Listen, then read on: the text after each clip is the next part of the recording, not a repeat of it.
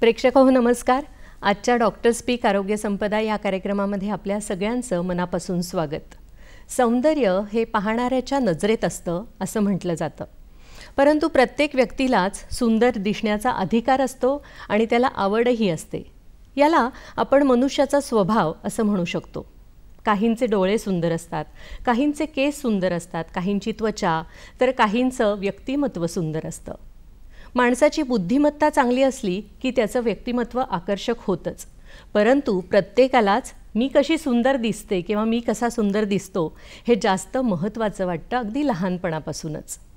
काही वेळेस असं होतं की जन्मतःच काही जणांना त्वचेवरती, शरीरावरती काही व्रण असतात किंवा काही अपघातांमुळे त्यांना त्या व्रणांना किंवा त्वचेच्या आजाराला सामोरं जावं लागतं. परंतु आपलं तंत्रज्ञान आणि विज्ञान आता इतकं विकसित झालं आहे की यावर सगळ्यावर जादूची कांडी फिरवल्यासारखी आपल्याकडे जादूची कांडी उपलब्ध पण आहे. यालाच प्लास्टिक सर्जरी असं आपण नाव दिलेलं आहे. सुघटन शल्य चिकित्सा शास्त्र असं त्याला म्हटलं जातं, म्हणजेच प्लास्टिक सर्जरी. हे वरदान नक्की काय आहे, ते खरंच वरदान आहे का, त्याला समाजात कितपत स्थान आहे आणि समाजाने त्याच्याकडे कसं बघितलं पाहिजे, या सगळ्याविषयी माहिती जाणून घेणं मात्र अतिशय गरजेचं असतं. म्हणूनच तज्ज्ञांची इथे गरज असते. आज आपल्या दूरदर्शनच्या स्टुडिओमध्ये देखील असेच एक तज्ज्ञ डॉक्टर आलेले आहेत, डॉक्टर अंकुर कारंजकर. डॉक्टर नमस्कार. नमस्ते मॅम. दूरदर्शनच्या स्टुडिओमध्ये तुमचं खूप खूप मनापासून स्वागत. धन्यवाद मॅम. प्रेक्षक हो, डॉक्टर अंकुर कारंजकर हे BJ मेडिकल कॉलेज आणि ससून रुग्णालय इथे प्लास्टिक सर्जरी विभागाचे सहाय्यक प्राध्यापक म्हणून कार्यरत आहेत. अनेक सर्जरी ते लीलया करतात आणि पेशंटना सुंदर देखील बनवतात. अनेक विद्यार्थ्यांना ते मार्गदर्शन देखील करतात.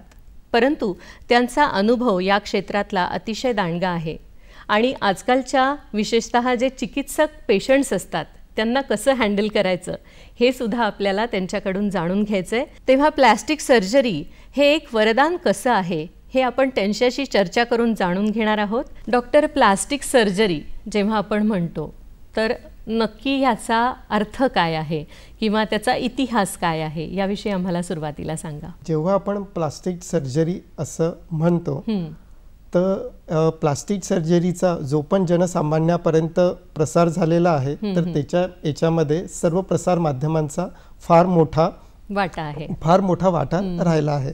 पण त्या प्रमाणात त्या प्रसारांसोबत काही गैरसमजुती सुद्धा प्रसारास आलेला आहे. जर प्लास्टिक सर्जरीचा उगम म्हणायचा झाला तर तो आपल्या भारतात झालेला आहे. नक्कीच. इसवी सन पूर्व 6व्या शतकामध्ये महर्षी सुश्रुतांनी पहिल्यांदा आपल्या गालावरची त्वचा वापरून नाक बनवलं होतं आणि मग त्याच्यानंतर कालांतराने काही वर्षांनी काश्मीर खोऱ्यांमधली खंगरा नावाचं खोरे विभागातले आणि दख्खन पठारावरचे काही कुंभार त्या लोकांनी आपल्या कपाळावरची त्वचा वापरून नाक बनवलं होतं. आणि त्याच्यानंतर काही वर्षानुवर्षे प्लास्टिक सर्जरीचा एवढा प्रचार झाला नाही. पण त्याच्यानंतर जी झालेली 2 महायुद्धे होती त्याच्यामध्ये झालेल्या खूप मोठ्या जखमा हे प्रत्येकांसाठी नवीन होतं. तर त्या जखमांच्या ट्रीटमेंटसाठी किंवा त्या जखमांच्या जखम भरून म्हणजे काढण्यासाठी, ती विद्रुपता कव्हर करण्यासाठी ज्या पण सर्जरी किंवा ज्या पण शस्त्रक्रिया करण्यात आल्या त्यानुसार प्लास्टिक सर्जरीचा उगम झाला. आणि जसं आपण प्रसार माध्यम किंवा आपण जसे चित्रपट बघत होतो तर त्याच्या याच्यामध्ये प्लास्टिक सर्जरीची प्रत्येकाची एक आठवण म्हणजे नवीन चेहरा बदलवलेला. म्हणजे आज जर म्हटलं की प्लास्टिक सर्जन कोण आहे तर तो म्हणजे की चेहरा बदलवणारा डॉक्टर.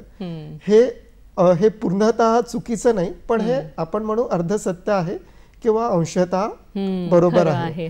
कारण की ज्या सौंदर्यवर्धक सर्जरी आहेत प्लास्टिक सर्जरीच्या, तो त्याचा एक फक्त भाग आहे. त्याच्यासोबत काही सर्जरी रचनात्मक आहे, काही सर्जरी गुणात्मक आहे.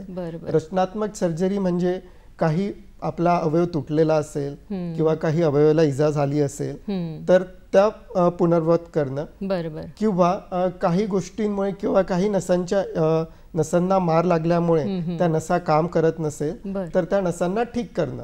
म्हणजे जेणेकरून जो आपला पेशंट जो पहिल्यांदा स्वावलंबी होता तो काही कारणांमुळे तो परावलंबी झाला आणि त्याला प्लास्टिक सर्जरी वापरून त्याला पुन्हा कार्यशील आणि क्रियाशील करून पूर्ववत करून समाजात घेऊन येऊन त्याचा जो उत्साह किंवा जे आपण समाजाच्या कामासाठी वापरू शकू, हे थोडक्यामध्ये प्लास्टिक सर्जरी आहे. आणि म्हणजे हा खूपच ब्रॉड व्ह्यू आहे प्लास्टिक सर्जरीचा असा. कारण तुम्ही जे म्हणालात खरंच ह्याचा चेहरा त्याला असं बदलून देणं किंवा हिरोचा चेहरा बदलला गेलाय चित्रपटात, एवढंच आम्हाला माहिती होतं जास्त करून. प्रत्येक अवयवाच्या बाबतीत प्लास्टिक सर्जरी शक्य असते का? जनरली आपली अशी समज आहे किंवा की फॉर एक्झाम्पल मेंदूची सर्जरी करायची असेल तर मेंदूच्या डॉक्टरांकडे जावं लागतं, हड्डीची सर्जरी असेल तर हड्डीच्या डॉक्टरांकडे जावं लागत असतं. पण जेव्हा प्लास्टिक सर्जरी हा शब्द येतो तेव्हा खूप साऱ्या आपल्या प्रेक्षकांना किंवा पेशंट्सला हे माहिती नसतं की नक्की हे काय करतात. तर प्लास्टिक सर्जरी ही कोणत्या अवयवामध्ये बंदिस्त नाही आहे. प्लास्टिक सर्जरीमध्ये आपल्या केसांपासून नखांपर्यंत ज्या पण वेगवेगळ्या सर्जरी आहेत त्या सर्व येतात. तर आपण जर म्हणायचं झालो तर प्लास्टिक सर्जरी हे काही नियम आणि काही तत्वांवर आधारित असतं आणि ते नियम आणि ते तत्व लावून पेशंटचे जे पण प्रॉब्लेम आहेत ते कसे सॉल्व्ह करता येईल. म्हणजे सोपे प्रॉब्लेम म्हणजे की शर्टाचं बटन लावता येत नाही आहे, ज्याच्यामुळे हाताला इजा झाली आहे, त्यापासून तर कधी हात तुटलेला असतो, कधी पाय तुटलेला असतो, कधी बोटाला इजा होते. तर ते अवयव एकमेकांना जोडण्यापर्यंत म्हणजे सोप्या सर्जरी पासून क्लिष्ट सर्जरी पर्यंत या सर्वांचा समावेश प्लास्टिक सर्जरी मध्ये होतं. एकंदरीत म्हणायचं झालंच तर प्लास्टिक सर्जरी म्हणजे की पेशंटला पुन्हा कार्यशील करणं. जो एखादं व्यंग्य किंवा एखादा अपघात होण्याच्या आधी तो किती नॉर्मल होता त्याला पुन्हा त्या नॉर्मल लेव्हलला घेऊन येण्याचं कार्य प्लास्टिक सर्जन्स करतात. म्हणजे एक माणसाचा जो आत्मविश्वास असतो तो त्याला परत बहाल करण्याचं काम, खूप मोठं काम तुम्ही करत असता असं म्हणायला हरकत नाही. बरोबर. डॉक्टर, प्रत्येकाला स्वतःच्या शरीराची काळजी असतेच. म्हणजे अगदी लहान मूल म्हटलं तरी पडल्यावर थोडं लागतं, मग तो रडून दाखवतो वगैरे. तर म्हणजेच स्वतःचं शरीर जपणं आणि ते छान दिसणं ह्याची जी एक आवड असते त्याच्यासाठी तुमचं ह्याचे प्लास्टिक सर्जरी हे वरदान ठरलेलं आहे समाजासाठी. पण प्लास्टिक सर्जरी म्हणजे ॲक्च्युली प्लास्टिक वापरलं जातं का काय करता नक्की? प्लास्टिक सर्जरीमध्ये प्लास्टिक वापरलं जातं ही गैरसमजूत आहे. तर प्लास्टिक सर्जरी हे नाव कसं पडलं? तर प्लास्टिक सर्जरी हे नाव मूळ ग्रीकमध्ये एक शब्द आहे प्लास्टिकोस आणि त्याचा जर मराठीत अनुवाद केला तर त्याचा असा अर्थ होता की आकार देणे किंवा ज्याच्यामध्ये बदल घडविणे, ज्याच्यामध्ये आपल्याला बदल घडवता येईल अशी गोष्ट करणे. तर सोपं उदाहरण म्हणजे जे कळेल की जसं कुंभार मडक्याला आकार देतो मातीच्या गोळ्यापासून, तसंच प्लास्टिक सर्जरीचे तत्व आणि नियम वापरून आपल्याच बॉडीचा आपण अवयव किंवा जे पण आहे पार्ट वापरून आपण बॉडीचे जे पार्ट जे अस्तित्वात जे दुखावलेले आहे तर ते आपण यूज करतो, ते आपण पूर्ववत करण्यासाठी आपण वापरतो. तर त्याच्यामुळे याला प्लास्टिक सर्जरी म्हणतात. ॲज सच प्लास्टिक म्हणून आपण प्लास्टिक सर्जरीमध्ये वापरत नाही. म्हणजे खरं काही जण जे विचार करतात की वेगळा काहीतरी तुकडा काढून शरीराला बसवला जातो किंवा याचा जो एक गैरसमज आहे समाजामध्ये तो चुकीचा आहे. प्लास्टिक सर्जरीमध्ये जे तुमच्याच त्वचेचा आपल्याच त्वचेचा किंवा आपल्याच कोणत्या पण जो बॉडी पार्ट आहे त्याचं आपल्या अवयवाला किंवा बॉडीला इजा न होता तो आपण वापरतो. खरंय म्हणजे माणसाचं शरीर हे सारखं स्वतःची झीज भरून काढणार आहे, तर त्याला तुम्ही थोडी मदत जास्त करता असं म्हणता येईल. प्रेक्षक हो, या ठिकाणी आपण घेणार आहोत छोटीशी विश्रांती. कुठेही जाऊ नका, पाहत रहा डॉक्टर स्पीक आरोग्य संपदा हा कार्यक्रम. आजचा आपला विषय आहे प्लास्टिक सर्जरी एक वरदान. प्रेक्षक हो, विश्रांतीनंतर पुन्हा एकदा आपल्या सगळ्यांचं स्वागत आहे. डॉक्टर स्पीक आरोग्य संपदा या कार्यक्रमामध्ये आजचा आपला विषय आहे प्लास्टिक सर्जरी एक वरदान आणि आपण बोलत आहोत डॉक्टर अंकुर कारंजकर यांच्यासोबत. ब्रेकपूर्वी आपण बोलत होतो की प्लास्टिक सर्जरी म्हणजे खरंच प्लास्टिकचा उपयोग नसतो, पण मग वेगवेगळ्या अवयवांसाठी शरीरातल्या ह्या प्लास्टिक सर्जरीचा कसा वापर होतो याविषयी आम्हाला सांगा. प्लास्टिक सर्जरी मुख्यतः 3 पार्टमध्ये डिवायडेड असतं. जसं रचनात्मक सर्जरी, ज्याच्यामध्ये एखादा पार्ट आपला जन्मतः व्यंग आहे किंवा एखाद्या अपघातामुळे त्याला इजा झालेली आहे किंवा तो त्याच्यामध्ये नष्ट झालेला आहे, तर त्याला पुन्हा पूर्ववत करणं याला रचनात्मक सर्जरी किंवा रिकन्स्ट्रक्टिव्ह सर्जरी म्हणतात. दुसरा पार्ट असा असतो की ज्याच्यामध्ये नसांना इजा झालेली आहे, रक्तवाहिन्यांना इजा झालेली आहे, त्याच्यामुळे तो पुन्हा काम नाही करू शकत, तर जेणेकरून त्याला कार्यरत करण्यासाठी ज्या आपण सर्जरी करतो त्यांना फंक्शनल सर्जरी आपण असं म्हणतो. आणि सौंदर्यवर्धक सर्जरी ज्या पण आपण जनरली ज्या सर्जरीजमुळे प्लास्टिक सर्जरीला जास्त नाव मिळालेलं आहे, महत्व प्राप्त झालेलं आहे. प्लास्टिक सर्जरी कोणत्या अवयवाला बंदिस्त नाही आहे. तर प्लास्टिक सर्जरीमध्ये जर आपण केसांपासून नखांपर्यंत सर्व आपण सर्जरीज करतो. उदाहरण देण्याचे झाले, जन्मतः कोणाला पापण्या नाही आहेत किंवा कोणाला कान नाही आहे किंवा कानाचा आकार योग्य नाही आहे किंवा कोणाचे ओठ दुभंगलेले आहेत किंवा टाळू दुभंगलेले आहेत, या सर्वांची सर्जरी प्लास्टिक सर्जरीमध्ये येते. दुसरं त्याला आपण रचनात्मक सर्जरी, आपण यांना रचनात्मक सर्जरी म्हणू. कधी कधी जन्मतः आपल्या वरच्या खांद्याला इजा होते किंवा ऍक्सिडेंटमुळे वरच्या खांद्याला इजा होते, तर त्याच्यामुळे नसांना लागलेला जो मार असतो तर त्याच्यामुळे तो हात कमी काम करतो किंवा कधी काम करू शकत नाही. तर अशा नसांची आपण जी सर्जरी करतो तर त्या रचनात्मक आणि फंक्शनल सर्जरीज, गुणात्मक सर्जरी याच्यामध्ये पण येतात. तसंच जे पण आहे की आता जे कर्करोगाचं जास्त प्रमाण आहे, कर्करोग काढल्यामुळे खूप ठिकाणी ज्या मोठमोठ्या जखमा होतात, तर त्यांना पण त्या जखमा भरण्याचं काम आणि त्या जखमांना जखम भरताना त्यांना जो आकार देण्याचं काम आहे तर ते प्लास्टिक सर्जन करतो. मला वाटतं इथे एक आपण म्हणतो जबड्याचा जो कॅन्सर असतो किंवा तोंडाचा जो कॅन्सर असतो त्याच्यासाठी प्लास्टिक सर्जरी ही महत्वाची ठरते. हो, त्याच्यासाठी महत्वाची ठरते. जसं आता जबड्याचा कॅन्सर असतो तर जबडा काढल्यानंतर तो जबडा बनवण्यासाठी आपण पायातलं हाड वापरून त्याच्यावरची मांस आणि त्वचा वापरून आपण तो जबडा बनवतो. किंवा कधी कधी आपल्या छातीवरची जे पण मांस आणि त्वचा आहे ते घेऊन आपण तो जबडा बनवतो.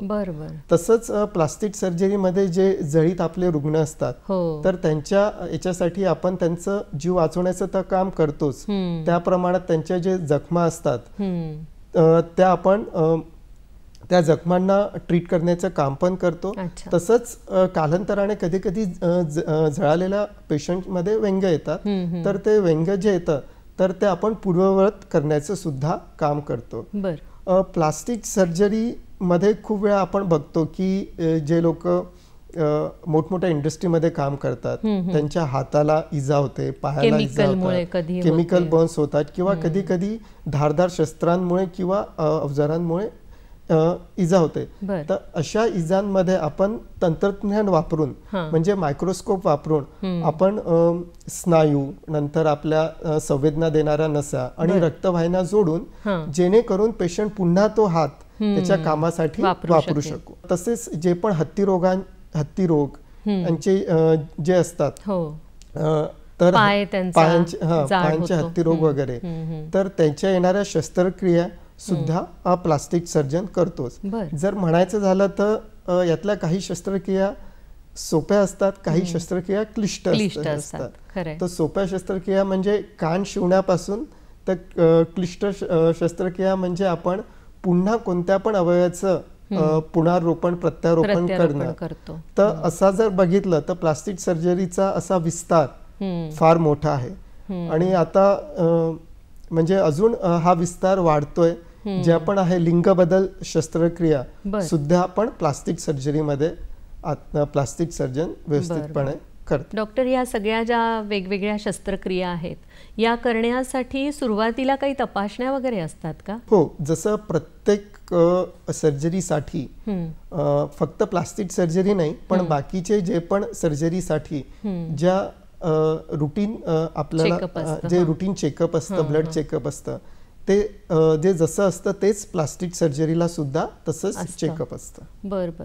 मग असं काही असतं का की एखाद्या विशिष्ट पेशंटने हे करावं किंवा हे करू नये असा पण तुम्हाला कधी सल्ला द्यावा लागतो का? कधी कधी आपल्याकडे पेशंट येतो तर आपल्याला पेशंटला पूर्ण तपासून जर त्याच्यामुळे प्लास्टिक सर्जरी करून त्याला किती प्रमाणात फायदा होणार आहे, कारण की खूप ठिकाणी आपण आपल्याच बॉडीचा आपण पार्ट यूज करतो, तर त्याच्यामुळे जो होणारा फायदा आहे आणि जे बॉडीला होणारं नुकसान आहे तर त्यांचा समन्वय साधून आणि ती शस्त्रक्रिया करणं त्या पेशंटमध्ये खरंच पॉसिबल आहे की नाही ते बघून आपल्याला तो निर्णय घ्यावा लागतो. डॉक्टर, मग हे जे तुम्ही वेगवेगळे प्रकार सांगितलेले आहेत तर एखाद्याने प्लास्टिक सर्जरी करून घेतली, समजा एखाद्याची आपण म्हणतो गालावर मोठा तीळ आहे किंवा मस म्हणतात त्याला, तर तो काढला, तिथे दुसरी त्वचा लावली किंवा काही डॅमेज आहे स्किन तर तिथे दुसरी स्किन लावली, तर तिथे व्रण किंवा त्याची खूण राहते का? हो,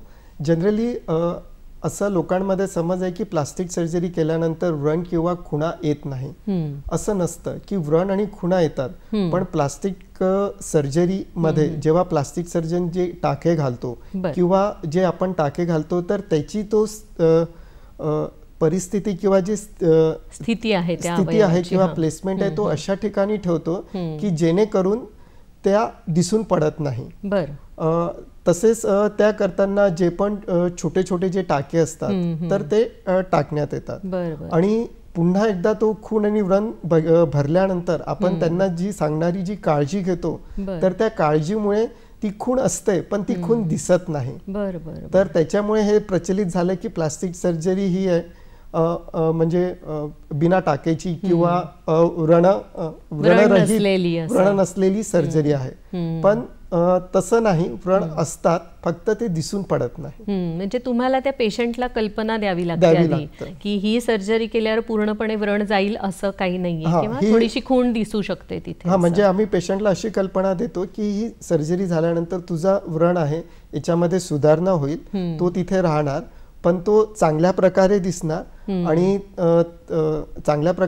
आणि त्याच्यामध्ये डेफिनेटली जी सुधारणा होणार आहे. डॉक्टर, एक प्रश्न आता माझ्या मनात आला की जे बर्निंगच्या केसेस असतात काही वेळेस, तर तेव्हा जेव्हा तुम्ही प्लास्टिक सर्जरी करता ती स्किन योग्य ठिकाणी योग्य लावून असं करता, तर त्याच्यात हिलिंग कॅपॅसिटी कितपत असते माणसाच्या शरीरात? म्हणजे ती पुढे जाऊन त्या स्किनला त्रास होतो का ती चांगली राहते? जर आपण प्लास्टिक सर्जन म्हटलं तर जो पण आता आमच्याकडे जसे पेशंट येतात तर त्यांना दोन नावं माहिती असतात, एक स्किन ग्राफ्ट आणि दुसरी फ्लॅप सर्जरी. आणि येऊनच पेशंट आम्हाला सांगतात की आम्हाला स्किन ग्राफ्ट करून घ्यायचे, फ्लॅप सर्जरी करून घ्यायचं. तर जेव्हा आपण जाळलेल्या पेशंटला जेव्हा तो जे आपत्कालीन त्याची स्थिती असते त्याच्यातून तो एकदा बाहेर आल्यानंतर तो जेव्हा जे ऑपरेशन करून घेण्यासाठी जेव्हा तो तयार असतो, आपण जी स्किन लावतो तर ती स्किन आपल्या बॉडी पासूनच घेतल्यामुळे तर ते स्किन आपल्या बॉडी ऍक्सेप्ट करते, त्याला चिटकते. पण त्याच्यानंतर आपण त्यांना त्या स्किन मध्ये सुरुवातीला घाम येत नाही किंवा सुरुवातीला जे पण असतात संवेदना नसतात, तर आपण त्यांना तशी ती माहिती देतो आणि त्याची काळजी घेण्यासाठी ज्या आवश्यक गोष्टी आहेत तर त्या आपण त्यांना औषध म्हणा, मलम म्हणा, ते तुम्ही देऊ शकता. आपण त्यांना औषध किंवा मलम किंवा कधी कधी नुसतं आपण त्यांना मसाज करायला सांगतो. बरं. कालांतराने त्याच्या याच्यामध्ये संवेदना येतात किंवा सुधारणा होतात. बरोबर. अशा याच्यामध्ये आपण जेव्हा स्किन लावतो त्याचा मुख्य उद्देश असा असतो की त्या जखमा पटापट भरल्या पाहिजे. जखमा पटापट भरल्या म्हणजे पेशंटच्या बॉडीवरचा जो लोड आहे जखमांचा तो कमी होतो आणि ओव्हरऑल पेशंटची जी कंडिशन आहे ती लवकर सुधारते आणि अनुषंगाने पेशंटचीच क्वालिटी ऑफ लाईफ नाही पण त्याला सपोर्ट करणारे त्यांचे नातेवाईक वगैरे तर त्यांची पण सर्व ज्या गोष्टी आहेत तर त्या सुरळीत होतात. म्हणूनच मी आधी म्हटलं की किंवा मी अनुषंगाने सांगतो की प्लास्टिक सर्जरी इज अ जे म्हणतात it is a problem solving speciality. म्हणजे त्या नुसतं पेशंटचीच नाही तर त्याचे आजूबाजूचे लोक जे त्यांची काळजी घेतात आणि एकंदरीत जेव्हा काळजी घेतात तेव्हा त्यांचे नातेवाईक किंवा त्यांचे मित्र परिवार म्हणजे पूर्ण समाज त्याच्यामध्ये इन्व्हॉल्व होतो. तर म्हणूनच प्लास्टिक सर्जरी हे समाजासाठी एक वरदान आहे. नक्कीच नक्कीच. प्रेक्षक हो, या ठिकाणी आपण एक छोटीशी विश्रांती घेणार आहोत. डॉक्टरांशी अशाच गप्पा आपण मारत राहणार आहोत डॉक्टर स्पीक आरोग्य संपदा या कार्यक्रमामध्ये. प्रेक्षक हो, विश्रांतीनंतर पुन्हा एकदा आपल्या सगळ्यांचं स्वागत आहे डॉक्टर स्पीक आरोग्य संपदा या कार्यक्रमामध्ये. आजचा आपला विषय आहे प्लास्टिक सर्जरी एक वरदान आणि आपण बोलत आहोत डॉक्टर अंकुर कारंजकर यांच्याशी. डॉक्टर, ब्रेकपूर्वी आपण बऱ्याचशा वेगवेगळे प्रकार जे आहेत प्लास्टिक सर्जरीचे अवयवांसाठीचे त्याच्याविषयी तुम्ही माहिती दिली, त्याच्याविषयी आपण बोललो. पण ही जणू एक कलाच आहे असं मला वाटायला लागलं की कलाकार कसं स्वतःच्या विचाराने त्याच्यात रंग भरत जातो चित्रामध्ये समजा, तसं तुम्ही त्या व्यक्तीची प्रकृती बघून बहुतेक हे सगळं करतात. तर कला आणि विज्ञानाचा हा कसा संगम आहे त्याविषयी आम्हाला सांगा. जर प्लास्टिक सर्जरी म्हटलं तर हे खरंच कला आणि विज्ञान यांचाच संगम आहे. विज्ञान म्हणजे जी पण आपल्याला बॉडीबद्दल जी आपल्याला वैज्ञानिक माहिती असते, प्लास्टिक सर्जरी मधल्या जेवढ्या पण शस्त्रक्रिया आहेत त्या सर्व त्या अवयवाला किंवा त्या बॉडीच्या पार्टला जो रक्तपुरवठा होतो त्याच्यावर अवलंबून असतात. तर त्या रक्तपुरवठा करणाऱ्या ज्या आपल्या रक्तवाहिन्या किंवा संवेदना देणाऱ्या नसा या फार लहान असतात. कधी कधी त्या डोळ्यांनी दिसत सुद्धा नाही. तर त्याच्या याच्यामध्ये आपल्याला सोबत मिळते ती तंत्रण राहण्याची. तर काही ऑपरेशन करताना आम्ही त्यांना सर्जिकल लूप्स म्हणतो की आम्ही जे मोठमोठ्या जे छोटे दिसतात ते घालताना आपल्या चष्मासारखे भिंग असतात पण त्याच्यामधून आम्हाला गोष्टी मोठ्या दिसतात आणि केसांना एवढे बारीक टाके असतात तर आम्ही ते जोडतो. आणि कधी कधी त्याच्यापेक्षा पण जर गोष्टी लहान असतील, सूक्ष्म असतील तर आम्ही जे मायक्रोस्कोप असतो तर ते आम्ही मायक्रोस्कोप यूज करतो. प्रत्येक सर्जरीसाठी या गोष्टी लागतात असं आवश्यक नाही आहे. काही जशा सर्जरी क्लिष्ट होत जातात त्या सर्जरीसाठी किंवा शस्त्रक्रियेसाठी या गोष्टी लागतात.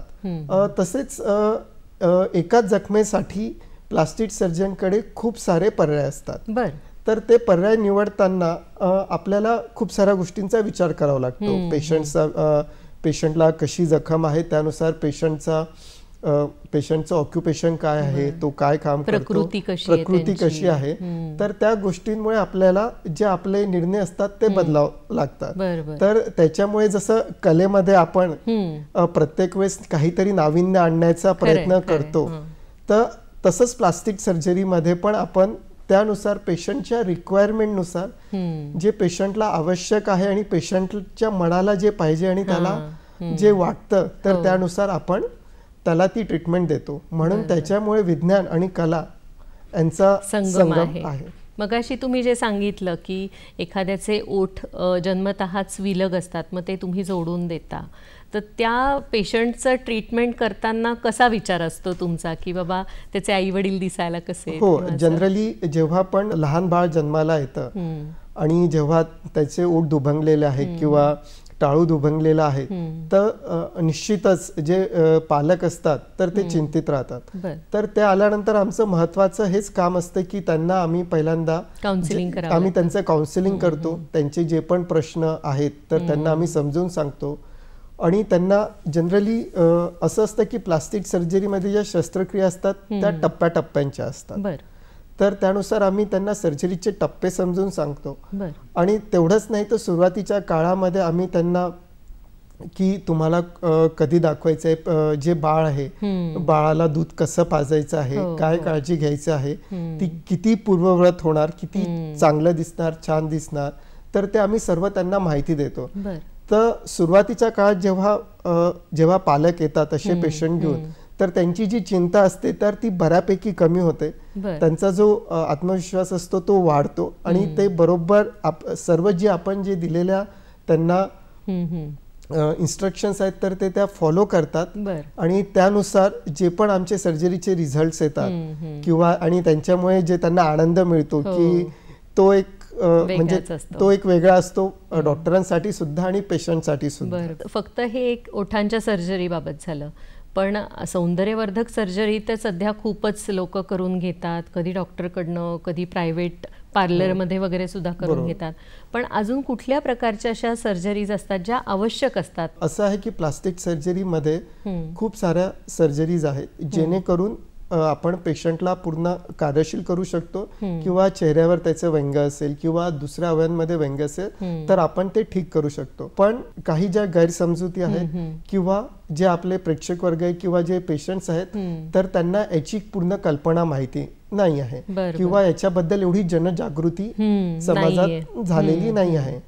तर त्यांना काही पण असेल किंवा त्यांनी आपल्या फिजिशियन किंवा जे पण आपले नेहमीचे ट्रीटिंग डॉक्टर आहेत तर त्यांना फक्त प्लास्टिक सर्जरी बद्दल जरी विचारलं की सर ही गोष्ट प्लास्टिक सर्जरीमुळे ठीक होण्यासारखी आहे का, किंवा त्यांनी एकदा जरी याच्याबद्दल त्यांनी कन्सल्टेशन घेतलं किंवा माहिती घेतलं तर ते त्यांच्या उपयोगाचं जास्त पडू शकतं. नक्कीच, म्हणजे ते त्यांच्यासाठी खरंच एक वरदान ठरू शकतं. जर म्हणजे पेशंटला कल्पना असेल की ही गोष्ट ठीक होऊ शकतं तर तो डॉक्टर पर्यंत जाईल आणि त्याला जे पण आहे योग्य सल्ला मिळेल आणि त्यानुसार तो त्याचा जो पण निर्णय आहे आणि ट्रीटमेंट आहे तो घेऊ शकतो. प्लास्टिक सर्जरी ही खरोखरच तेवढी कॉस्टली असते का किंवा खर्चिक असते का? जसं बाकीच्या सर्जरींना खर्च येतो तसाच प्लास्टिक सर्जरीचा पण खर्च असतो. पण आपण जो पण प्लास्टिक सर्जरीचा जसा प्रचार झाला तो प्रसार माध्यमांमधून झालेला आणि सौंदर्यवर्धक सर्जरीमधून झालेला, आणि जो पण प्रसार झाला ते पण बॉलिवूड अभिनेते आणि यांच्यामधून वगैरे जास्त झालेला आहे. तर त्याच्यामुळे साहजिकच लोकांच्या मनात भावना येतं की ही सर्जरी फक्त श्रीमंत वर्गांसाठी आहे आणि याला खूप खर्च येतो. तसं अजिबात नाहीये. बरोबर, म्हणजे सामान्य माणसाला सुद्धा प्लास्टिक सर्जरीची तेवढीच गरज आहे जेवढी जे पण श्रीमंत वर्गातले लोक करतात. जेव्हा एखादा माणूस प्लास्टिक सर्जरी करून घेतो तर काही वेळेस असं होतं पेशंटच तुम्हाला इन्सिस्ट करत असेल डॉक्टर माझी ही सर्जरी करून द्या, ते कितपत धोकादायक असतं किंवा जनरल एखादी सर्जरी केली तर ती कशी धोकादायक असू शकते? प्लास्टिक सर्जरी धोकादायक आहे हे चुकीचं आहे. प्लास्टिक सर्जरी मध्ये जो धोका असतो तेवढाच धोका ज्या बाकीच्या सर्जरी असतात तर त्याच्यामध्ये जो धोका असतो तो सारखा असतो. त्याची आपण पेशंटला पूर्ववत कल्पना देतो आणि आपण पूर्ण काळजी घेतो की जो धोका होणार नाही किंवा जे धोका होण्याचे जे प्रमाण असतं ते आपण कमी करण्याचा प्रयत्न करतो. म्हणजे ही तेवढी धोकादायक नाही जेवढी लोकांना वाटते. खरंय, आणि त्याच्यामुळेच लोक त्याच्याकडे जास्त आता त्याची फायदा करून घेतील, आकर्षित होतील आणि स्वतःचं जे सौंदर्य आहे ते पण वाढवू शकतील. स्वतःचं सौंदर्य किंवा एक जी पण कार्यक्षमता कमी झालेली आहे ऍक्सिडेंट नंतरमुळे किंवा जे व्यंग आहे तर त्याच्यामुळे, तर त्या पण गोष्टींच्या ट्रीटमेंटसाठी ते नक्कीच समोर येतील, प्रयत्न करतील. प्रेक्षक हो, या ठिकाणी आपण छोटीशी विश्रांती घेणार आहोत. कुठेही जाऊ नका, पाहत रहा डॉक्टर स्पीक आरोग्य संपदा हा कार्यक्रम. आपण बोलत आहोत डॉक्टर अंकुर कारंजकर यांच्याशी प्लास्टिक सर्जरीविषयी.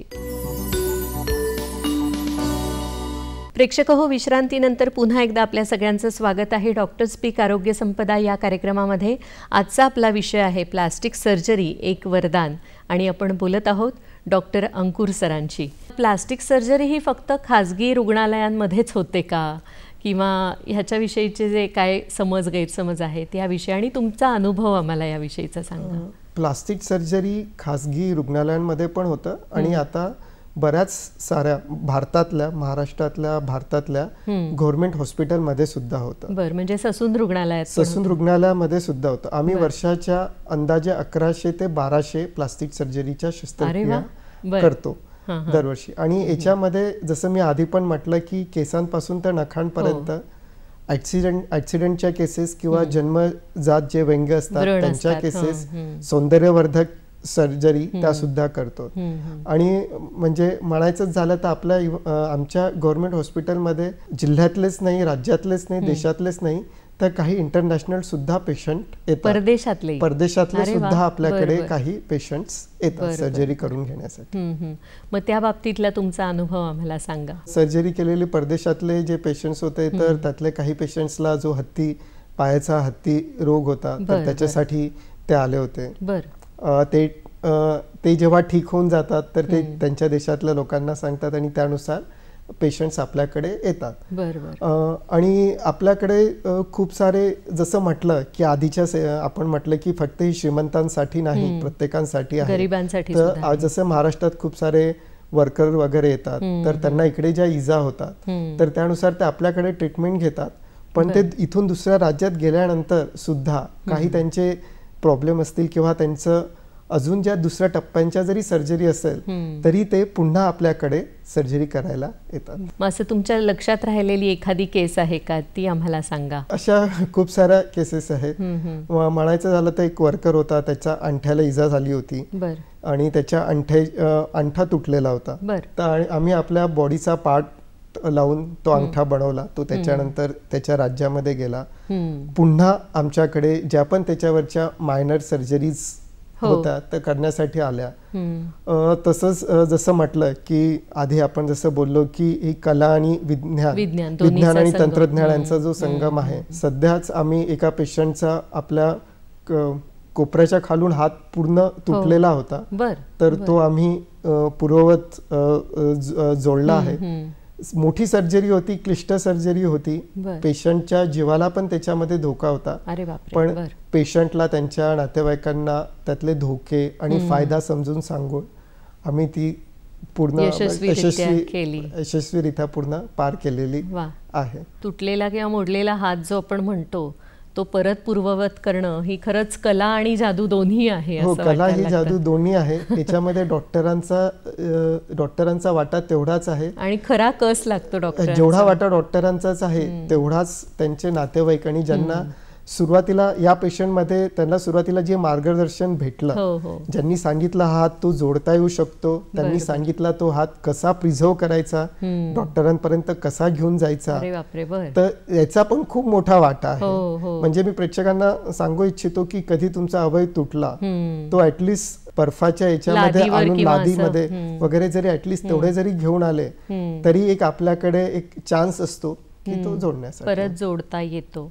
त्याला खूपच आणि कष्ट असतील ना डॉक्टर, ते ऑपरेशन अवघड असेल ना. हो, ऑपरेशन मोठं असतं, कमीत कमी 7.5 ते 8 तास चालतं. अरे बाप. आणि ऑपरेशन झाल्यानंतर पण समोरचे काही दिवस आपल्याला बघावं लागतं की जे आपण एवढ्या बारीक रक्तवाहिन्या जोडलेल्या आहेत त्या पूर्ववत काम करत आहेत किंवा नाही करत आहे. आणि ही पण सर्जरी एकदा हात तो जगल्यानंतर अजून त्याला पूर्ववत करण्यासारखं, म्हणायचं झालं की देवानी दिल्यासारखं करण्यासाठी पण काही छोट्या छोट्या समोर सर्जरीज लागतात. मला आता ऐकून असं वाटलं की आपलं साधं एक हेअरलाईन क्रॅक म्हणतो आपण, तसं झालं तर ते जुळून यायलाच कित्येक 2-2 महिने वगैरे जातात किमान. जर माणूस तरुण असेल, चांगल्या तब्येत असेल तर पटकन ते जुळून येतं. मग हे तर तुम्ही हात पूर्ण मोडलेला हात परत लावला. हो, आपण पूर्ण हात जोडलेला असतो. हाताची नसा जोडल्या गेल्या पाहिजे. हाताची जखम भरलेली असतं. पहिल्या याच्यामध्ये जेवढा पण अपघातामध्ये जो डॅमेज झालेलं असतं, जसं त्याचा म्हणजे पेशंटचा कधी रक्तवाहिनी गेलेली असते, नस गेलेली असते, तर एकदा ती जखम पूर्ण भरल्यानंतर आपण आपल्या शरीरातल्या ज्या काही एक्स्ट्रा नसा असतात किंवा रक्तवाहिन्या असतात तर त्या घेऊन आपण तिथे जोडतो, जेणेकरून त्याच्या हाताला पुन्हा संवेदना येतील आणि तो हात तो काहीतरी कामासाठी वापरू शकतो. की मी तुम्हाला जसं आधी उदाहरण दिलं की वस्तू उचलायला त्या हाताचा सपोर्ट म्हणून सपोर्ट म्हणून त्याचा उपयोग चांगला करता येईल. पण मग अशा ज्या शस्त्रक्रिया होतात ह्याच्यात तुम्ही नंतर औषधोपचार फक्त सांगता की फिजिओथेरपी वगैरे सुद्धा उपयोगी अशा याच्यामध्ये उपचार जोपर्यंत जखमा भरेपर्यंत असतो, पण त्याच्यानंतर फिजिओथेरपी पेशंटला करावी लागते, जेणेकरून ते आपले सांधे मऊ राहिले पाहिजेत. आणि पेशंट जेवढा मन लावून फिजिओथेरपी करेल तेवढे त्याचे रिझल्ट चांगले येतात. कारण की आम्ही सुरुवातीलाच त्यांना समजावून सांगतो की ही टप्प्याटप्प्याची शस्त्रक्रिया आहे. तो हात आपल्याला दिसण्यापेक्षा तो कामासाठी जास्त वापरायचा आहे, म्हणून त्याच्यासाठी आपण ही शस्त्रक्रिया करतो. वजा झालेलं आहे ते परत हे करणं, आणि फक्त परत हे करणं न करता ते पुन्हा ती गोष्ट कामासाठी आले पाहिजे, म्हणजे पेशंट क्रियाशील आणि कार्यशील झाला पाहिजे. पण मग श्रीमंत लोकांपेक्षा आता गरिबांकडे सुद्धा ह्या शस्त्रक्रिया करून घेण्याचा ओढा कितपत तुम्हाला जाणवतोय? यांचा ओढा खूप आहेत. पेशंट्स येतात, जसं आम्ही गव्हर्नमेंट हॉस्पिटलला काम करतो तर जे पण मेजॉरिटी आमच्याकडे पेशंट सर्व स्तरातले पेशंट्स येतात, पण आमच्याकडे जे पण आहेत गरीब पेशंट्स येतात, आणि जेव्हा ते जातात तेव्हा ते खूप समाधानी असतात, समाधानी येतात, आणि तेच बाकीच्यांना ज्यांना पण गरज आहेत तर त्यांना पण सांगतात. तर त्याच्यामुळे प्लास्टिक सर्जरी बद्दल जी जनजागृती होणं ते फार आवश्यक आहे. डॉक्टर, मगाशी आपण जे बोललो की सौंदर्यवर्धक ज्या सर्जरीज असतात त्याचा फायदा आणि तोटा कसा असू शकतो याच्याविषयी आम्हाला थोडंसं मार्गदर्शन. सौंदर्यवर्धक सर्जरी ज्या पण प्रसिद्ध आहेत तर त्या पहिल्या म्हणजे आपण हेअर ट्रान्सप्लांट. तर त्याच्यामध्ये आपण आपलेच हेअर हे घेऊन त्यांचं रोपण करून त्या सर्जरीज करतो. ह्या सर्जरीज सेफ आहेत, डॉक्टर सर्व त्यांची काळजी घेतात सर्जरी करण्यासाठी. दुसऱ्या ज्या सर्जरी ज्या प्रसिद्ध आहेत तर त्या आहे आपल्या नाकाचा आकार बदलून घेणं. खूप सारे आपण बॉलिवूड अभिनेत्री बघतो की त्यांनी तसं करून घेतलेलं. तसंच स्तनांचा आकार वाढवणे, स्तनांचा आकार कमी करणे, किंवा कॅन्सर जो स्तनांचा कॅन्सर झाल्यानंतर कधी कधी स्तन काढावं लागतात, तर त्याच्यासाठी बॉडीचा पार्टचा वापर करून पुन्हा स्तन बनवणे हे सुद्धा प्लास्टिक सर्जरीमध्ये समावेश होतो. खूप स्त्रियांना कधी स्तन फार मोठे असतील तर त्याच्यामुळे पाठ दुखणे, खांदे दुखणे यांचा पण त्रास होतो. तर अशा वेळेस स्तनांचा आकार छोटा करण्याच्या पण सर्जरी प्लास्टिक सर्जरीमध्ये आहेत. प्लास्टिक सर्जरीमध्ये शक्यतो आपण बॉडीचे जे दुसरे अवयव आहेत किंवा त्वचा आहेत किंवा स्नायू आहेत आपण यांचा यूज करतो. पण खूप वेळेस असं आहे की आपण जे पण सिलिकॉन मटेरियल किंवा जे आहेत तर त्या गोष्टींचा पण आपण यूज करतो. म्हणूनच की कला, विज्ञान आणि तंत्रज्ञान या तिन्ही गोष्टींचा संगम येऊन जेणेकरून पेशंटला त्याचा जास्तीत जास्त फायदा होईल तर तो देता येतो. पण मग कधी असं काउन्सिलिंग करावं लागतं का तरुण पिढीला की डॉक्टर आज आमचं हे नाकाचा शेप बदलून द्या, किंवा तर तुम्ही कधी काउन्सिलिंग करावं लागतं का त्यांना की गरज नाहीये कशाला करतोस बाबा असं? हो, कसं असतं की जे सौंदर्यवर्धक सर्जरीसाठी पेशंट्स येतात तर त्यांना ती गरज वाटतं आणि ते त्यांच्या दृष्टीने अतिशय योग्य आहे. आणि आपण त्यांना पेशंटला जेव्हा येतो आपण पेशंटला विचारतो की त्याला आपण इथे उदाहरण घेण्याचं झालं की तुला नाकाच्या सर्जरीमध्ये तुला कोणता जो पार्ट आहे की तो आवडत नाही आहे, तुला कसा हवा आहे, तर त्यानुसार आपण ते बघतो. त्याला आपण जे आहेत जे पण आपलं सायन्स आहे त्यानुसार आपण विज्ञान आहे त्यानुसार आपण फीचर्स कसे असतील, किती आपण त्याच्यामध्ये सुधारणा देऊ शकतो, सुधारणा देताना काय संभाव्य धोके आहेत, किती सुधारणा आपल्याला नाही देता येईल, तर ते आपण सर्व समजावून त्यांना ते सांगतो. त्यानुसार मग जे पण आहेत पेशंट त्यानुसार ते त्यांचा निर्णय घेतात आणि मग त्यानुसार आपण समोर आधी त्यांची मानसिकता जपून तयारी करावी लागते. सर्व जे पण आपण म्हणजे म्हणायचं झालं तर आपण त्यांना रिअलिस्टिक एक्सपेक्टेशन्स देतो आणि मग त्याच्यानंतर आपण प्रॉपर त्यांचं संमती, त्यांची कन्सेंट घेऊन आपण सर्जरी करतो. खूपच महत्त्वाची गोष्ट तुम्ही सांगितली. प्रेक्षक हो, या ठिकाणी आपण एक छोटीशी विश्रांती घेणार आहोत. पाहत रहा डॉक्टर स्पीक आरोग्य संपदा हा आजचा कार्यक्रम. प्रेक्षक हो, विश्रांतीनंतर पुन्हा एकदा आपल्या सगळ्यांचं स्वागत आहे डॉक्टर स्पीक आरोग्य संपदा या कार्यक्रमामध्ये. आजचा आपला विषय आहे प्लास्टिक सर्जरी एक वरदान आणि आपण बोलत आहोत डॉक्टर अंकुर कारंजकर सरांची. डॉक्टर, मगाशी जी तुम्ही वैविध्यपूर्ण माहिती दिली, वेगवेगळ्या शस्त्रक्रिया ज्या असतात प्लास्टिक सर्जरी अंतर्गत, जुलै हा महिना प्लास्टिक सर्जरीच्या दृष्टीने खूप महत्त्वाचा आहे आणि विशेषतः 15 जुलै ही तारीखही खूप महत्त्वाची आहे अख्ख्या वर्षभरात. तर त्या आठवड्याविषयी आणि त्या तारखेविषयी काय सांगाल मला? 15 जुलै हा राष्ट्रीय प्लास्टिक सर्जरी दिवस म्हणून पूर्ण भारतभर बनवण्यात येतो. 2011 साली जी असोसिएशन ऑफ प्लास्टिक सर्जरी यांनी हा उपक्रम चालू केलेला आणि त्याला केंद्रीय शासनाने सुद्धा मान्यता दिलेली आहे. आणि भारताच्या पावलावर पाऊल टाकत जे उरलेले देश आहेत जागतिक लेव्हलवर त्यांनी सुद्धा 15 जुलै हा जागतिक प्लास्टिक सर्जरी दिवस म्हणून त्याला मान्यता ऍक्सेप्ट केलेला आहे, मान्यता दिलेली आहे. तसेच जनरली मेन उद्देश 15 जुलै as a plastic surgery day चा असा होता की सर्वसामान्यांना प्लास्टिक सर्जरी बद्दल एवढ्या माहिती नव्हती, तर त्याच्याबद्दल जनजागृती करणे हा त्याचा मागचा मेन उद्देश होता. तर यावर्षी आम्ही या आठवड्यामध्ये म्हणजे 8 तारखेपासून तर 13 तारखेपर्यंत जे पण आहे प्लास्टिक सर्जरी बद्दल जी जनजागृती आहे त्याबद्दल आम्ही प्रत्येक प्लास्टिक सर्जन भारतातला त्याच्याकडून जे करता येईल जनजागृतीबद्दल त्याबद्दल तो प्रयत्न करतो आहे.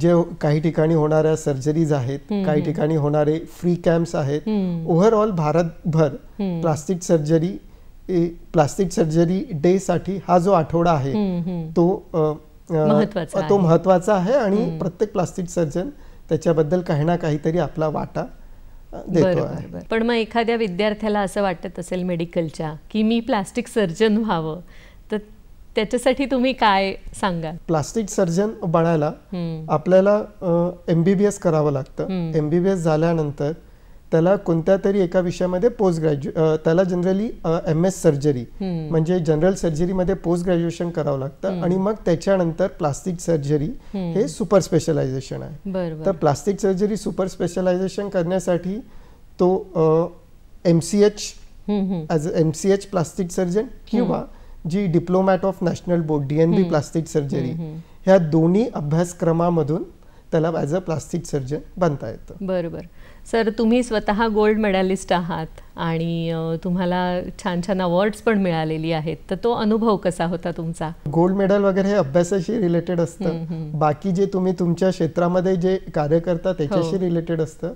पण ॲज अ डॉक्टर म्हणून तुमची एक सामाजिक एक जबाबदारी असतं की त्या सामाजिक जबाबदारीमध्ये नेहमीच ट्रीटमेंट हा तर महत्वाचा पार्ट असतो, पण त्याच्यासोबत जे आपले पेशंट्स असतात त्यांना सुद्धा योग्य माहिती देणे, त्यांना जे त्यांच्या ट्रीटमेंट आजारासाठी जे आवश्यक साधने अवेलेबल आहे, शस्त्रक्रिया अवेलेबल आहे, त्यांची योग्य माहिती देणे हे सुद्धा तेवढंच महत्वाचं आहे. म्हणजे ती जी ट्रीटमेंट मधली पारदर्शकता असते ती फार सुधारते. डॉक्टर पेशंट रिलेशनशिप फार सुधारते आणि पेशंटला योग्य माहिती मिळालं की तो जास्त समाधानी होतो आणि तीच एक पोचपावती असते डॉक्टरांसाठी. नक्कीच नक्कीच. मग ससून रुग्णालयामध्ये तुम्ही काय काय नवनवीन उपक्रम सुरू केले आहेत या संदर्भात? ससून रुग्णालयामध्ये आमचं प्लास्टिक सर्जरी डिपार्टमेंट आहे. आम्ही प्लास्टिक सर्जरीच्या शस्त्रक्रियेसोबतच जसं ऑर्गन डोनेशन डे वगैरे असतो तर तसं आम्ही स्किन डोनेशन साठी सुद्धा स्किन डोनेशन साठी जे अवेअरनेस आहे त्याच्यासाठी काम करतो. जसं आपण ट्रीटमेंट करतो तर ते आजार झाले नाही पाहिजेत किंवा ते अपघात टाळता आले पाहिजे, यासाठी आम्ही ॲज अ डिपार्टमेंट म्हणून बर्न्स प्रिव्हेन्शन साठी पण आम्ही उपक्रम राबवले आहेत. त्याच्यासाठी आम्हाला जे आपलं रेल्वे आहेत त्यांनी सुद्धा जे पण आम्ही व्हिडिओज किंवा जे बनवले होते तर ते पण त्यांनी त्यांच्या प्लॅटफॉर्मवर दाखवलेले आहेत. तसंच जेव्हा दिवाळी वगैरे येते तर त्याच्या आधी आम्ही जे पण बर्न्स प्रिव्हेन्शनसाठी जे पण आम्ही लिफलेट्स बनवलेले आहेत तर ते आम्ही सर्वीकडे वाटतो आणि जे पण पेशंट आमच्या OPD मध्ये येतात तर त्यांना जे कॉमन आजार आहेत प्लास्टिक सर्जरीशी रिलेटेड तर त्यांच्यासाठी आम्ही इन्फॉर्मेशन लिफलेट देतो, मराठी हिंदीतून अति माहितीपूर्वक देतो, जेणेकरून पेशंट घरी गेल्यानंतर त्याच्या बोली भाषेमध्ये असल्यामुळे तो ते वाचेल, तो त्यानुसार काळजी घेईल आणि जेणेकरून जे येणारे रिझल्ट्स आहेत ते चांगले इम्प्रूव्ह होतील. मला वाटतं आता सायन्स इतकं डेव्हलप झालंय की प्रत्येक अवयव तुम्हाला नव्याने दाखवता येतो किंवा करता येतो तुमच्या शरीरामध्ये. अगदी छोटंसं उदाहरण घ्यायचं झालं तर दात, एखाद्याचे दात सरळ नसतील तर ते दात सरळ करतात. तर अशा बऱ्याचशा गोष्टी आहेत ज्या प्लास्टिक सर्जनशी पण कधी कधी रिलेटेड असतात, कधी त्वचेशी रिलेटेड असतात, किंवा तर त्वचारोग तज्ज्ञ आणि प्लास्टिक सर्जन ह्याच्यामध्ये काय फरक सांगायला मला? काही ज्या गोष्टी आहेत त्या प्लास्टिक सर्जन पण करतो आणि जे त्वचा रोग आहेत डर्मॅटोलॉजिस्ट त्या पण करतात. पण ॲज अ डर्मॅटोलॉजिस्ट जर म्हणायचं झालं तर डर्मॅटोलॉजिस्ट जे स्किनचे आजार आहेत तर ते ट्रीट करतात, पण ते स्किनचे आजार जे आहेत ते प्लास्टिक सर्जन ट्रीट नाही करत. अच्छा, असं आहे. तर प्लास्टिक सर्जन मेनली ज्या सर्जरीज आहेत त्यातला ते करतो. प्लास्टिक सर्जन हेअर ट्रान्सप्लांट, त्याच्यानंतर जे बोटॉक्स फिलर झाले, त्याच्यानंतर फॅट ग्राफ्टिंग, लायपोसक्शन, या सुद्धा ज्या सौंदर्यवर्धक सर्जरी आहेत त्या सर्व प्लास्टिक सर्जन करतो. डॉक्टर, एखाद्या तज्ज्ञ व्यक्तीकडून एखादी सर्जरी करून घेणं, हेअर ट्रान्सप्लांट करून घेणं किंवा तुमच्या शरीरावरचं मांस कमी करून घेणं ह्याच्यात आणि एखाद्या जो स्किल्ड माणूस नाहीये अशाकडनं करून घेण्यात कसा धोका आहे हे आपल्या प्रेक्षकांना आज सांगा तुम्ही. जरी आपण म्हटलं की ज्या प्लास्टिक सर्जरीमध्ये होणाऱ्या शस्त्रक्रिया आहेत तर त्या एवढा धोकादायक नाही आहे. याचा अर्थ असा की त्या ज्या सर्जरी करणारे जे डॉक्टर्स आहेत, जे प्लास्टिक सर्जन्स आहेत, तर ते त्याच्यामध्ये स्किल्ड आहेत, त्याच्यामध्ये तज्ज्ञ आहेत. जे होणारे काही कॉम्प्लिकेशन्स आहेत ते सुद्धा ते मॅनेज करण्यामध्ये तज्ज्ञ आहेत.